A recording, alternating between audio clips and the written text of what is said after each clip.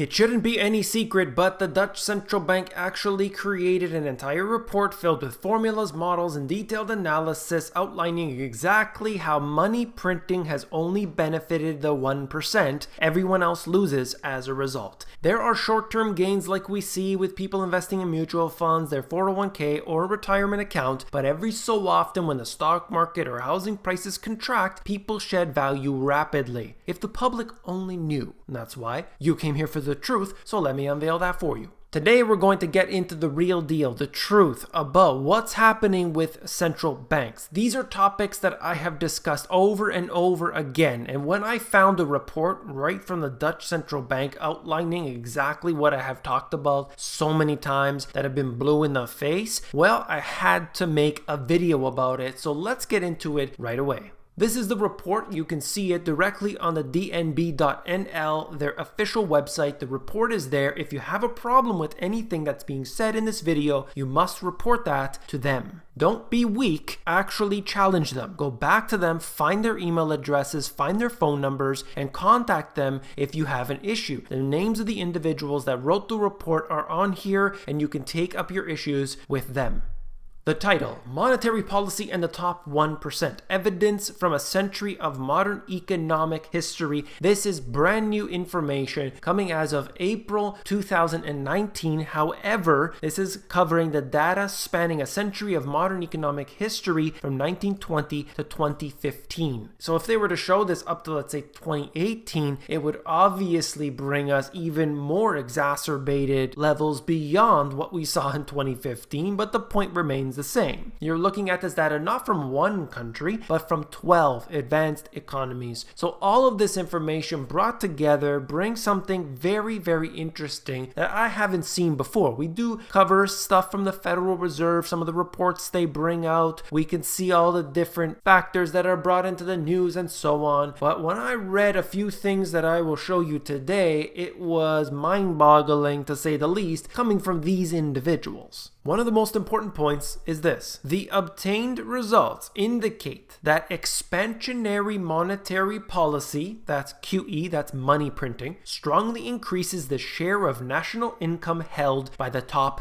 1%. If they print money, the 1% gets it. Our findings also suggest that this effect is arguably driven by higher asset prices and holds irrespective of the state of the economy. The 1% stay the 1%, and they maintain that throughout recessions and beyond. It is not as if somebody's house rises to $2 million and suddenly they feel like they're rich, and then when a contraction comes around, which maybe hasn't been felt in certain areas for 2 or 3 decades, then they get hit really, really hard because they never felt this before and they're not prepared. Suddenly, they thought they were in the 1%, but oh no, they got smacked down. Further along in here, they cover some information that I would like to get into. The last decades have been marked by a substantial rise in income and wealth inequality across the developed world. Low-income households in advanced economies have seen their wages stagnating, while wealth has never been so concentrated since the dawn of the 20th century. So we are going back to a time where people simply don't know anything about. The roaring 20s. Remember that time frame where everyone thought everything was so good? You can go back even further and see all of the documented facts of the wealth inequality and what led up to it. There are so many books written about it by some amazing historians, and I do suggest that you do so if you haven't already. Some of the books that I recommend are inside of the link in the description under my favorite books if you want to check them out. Such patterns have prompted a global narrative on inequality, which has spilled into policymaking circles, especially since uneven income and wealth distribution appear to support excessive household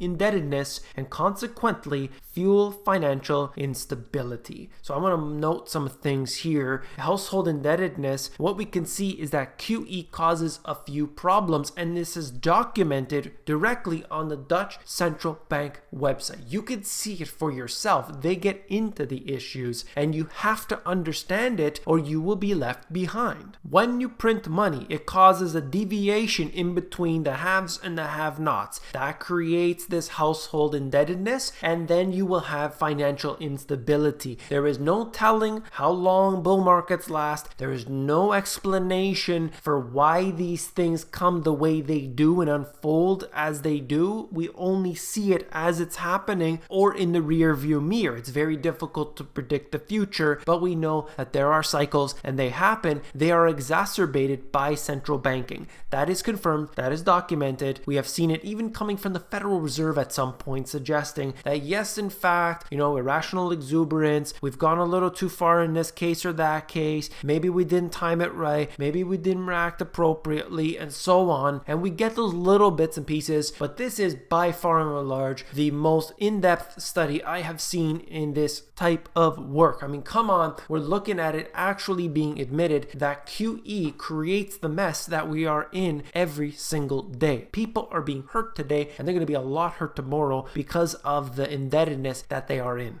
Debt is like a double shot of espresso. It's temporary. It's not going to last. And when interest rates rise, you have a major issue. Look at what has happened historically with interest rates. Yes, it's fine for a period of time, but you can't do it forever. In order to maintain interest rates at an artificially low level, you must engage in open market operations. Open market operations mean printing money. There is not a single person who denies the fact that what we are seeing today is a mess. They don't understand this process of open market operations. They simply do not know what it is, and they don't care. They are not in favor of the asset prices being reduced because they have probably invested with margin and they will be screwed over very, very quickly. They probably put their entire life savings in it, thinking that the central banks are going to save the day, but they don't know history, they didn't study it, and unfortunately they will be burned. The potential distribution effects of monetary policy have recently become an active topic in the inequality debate as a consequence of my favorite, unconventional instruments that central banks implemented following the financial crisis. Central banks around the world have done basically everything in order to support their markets and their economies. We have seen examples of buying stocks. We have seen ETFs. We have seen monetary injections, quantitative easing. We have looked at the interest rates being reduced into the negative, which is insane. We have looked at them supporting the corporate debt markets, like at the ECB, buying up every type of toxic asset you can ever imagine, buying up debt of their own countries. Each country does it their own way, but ultimately this is an unconventional instrument in which they have engaged in printing money out of thin air and then purchasing things, and that has created a moral hazard because suddenly you don't have to worry about risk, but eventually you get sideswiped, and that's just the way it is.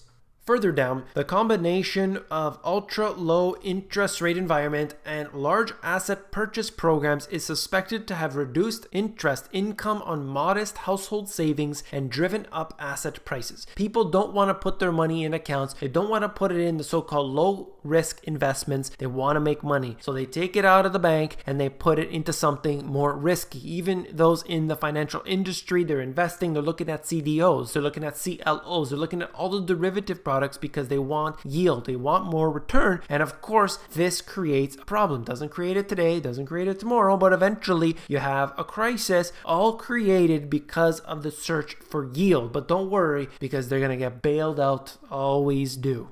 Now there's a lot more data in here, but I just wanted to move on and talk about central banks and what they have done. Look at this. The Atlantic, the hero, Ben Bernanke, saved the global economy. Can you believe this? What an absolute joke. When you look at interest rates, when you look at assets, when you look at the quantitative easing programs, they have not helped anybody. They have actually made the problem worse in the long term. They have added more debt on top of all of what they have created, and unfortunately this is going to end worse. I'm asked all the time, why wouldn't you be in favor of quantitative easing? Why would you want asset prices to decline? Why wouldn't you want to see interest rates at rock bottom? It makes things better. If you don't understand the monetary system, it's very difficult to try and explain that in a reply, in a comment. It's just simply not going to work. But let's try it right now very quickly. When you see what has happened with asset prices rising, this has been in direct correlation to quantitative easing and low interest rates. I think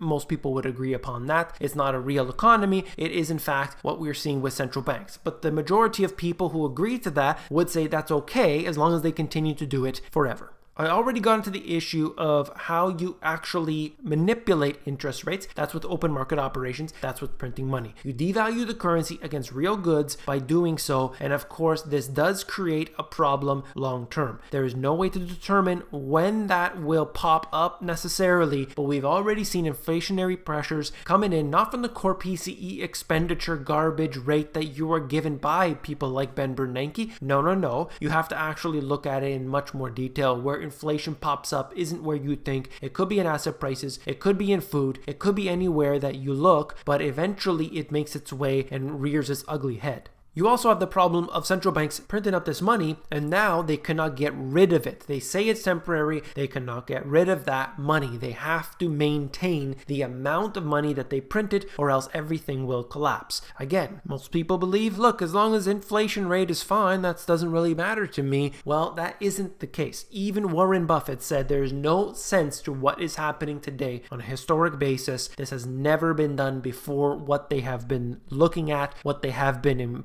actually implementing, and this is really disastrous. In the end, he's still buying stocks, he's still doing so because he knows what's going on. He's going to get advance warning of all of this, but of course the average person will not. Their 401k may be decimated by the actions of these central banks, but they don't care. Now what's going to happen is you are going to see a crisis that unfolds at some point. Then you will have central banks around the world saying, we're going to be the heroes and we will buy up all of those assets. We're going to print money out of thin air. We're going to buy your Amazon stock. We are going to buy your Apple stock and your Facebook stock. We're going to take care of you. And then you have people in suits and ties, largely sitting unaccounted for in the shadows, buying up your assets of your country. If you think that's wise, if you don't see the danger in it, we are on a completely different page. That's really what I wanted to get to. I'll just show you this right here quickly. This is the central banks around the world and the interest rates that they currently have. Now, even though you see some of these that have actually relatively high interest rates, they are few and far between, but in general, those are lower than where they had been historically. So when we look across the spectrum here, we are seeing ultra low interest rates on a global level for that particular country. This tells me what they aim to do. They want to keep this unprecedented level of monetary ridiculousness to keep going and going and going until their garbage PCE inflation indicator, which is worth nothing, proves itself to be that way. They are going to create the biggest bubble that has ever been created in history, and I can't believe that we're watching it happening in such slow motion. The faster we get this over with, the easier it will be. The longer they drag it out, this is going to hurt more and more people. That's all for this video. If you found it informative, please give me a thumbs up. When you give me a like on this video, you are supporting me, you're supporting this channel, so I do appreciate that very much. If you want the financial education you were not taught in school, these two books have everything that you need from top to bottom, from A to Z. You can get all the details at the link in the description, or the audiobook is at themoneygps.com. I got this detailed video about what the Federal Reserve is up to. You have to check this out if you haven't seen it already. Not enough people have been watching this video. I think it has maybe 20 or 30,000 views. It needs to get out there. What the Federal Reserve has been doing is not acceptable. Check it out and I will see you there.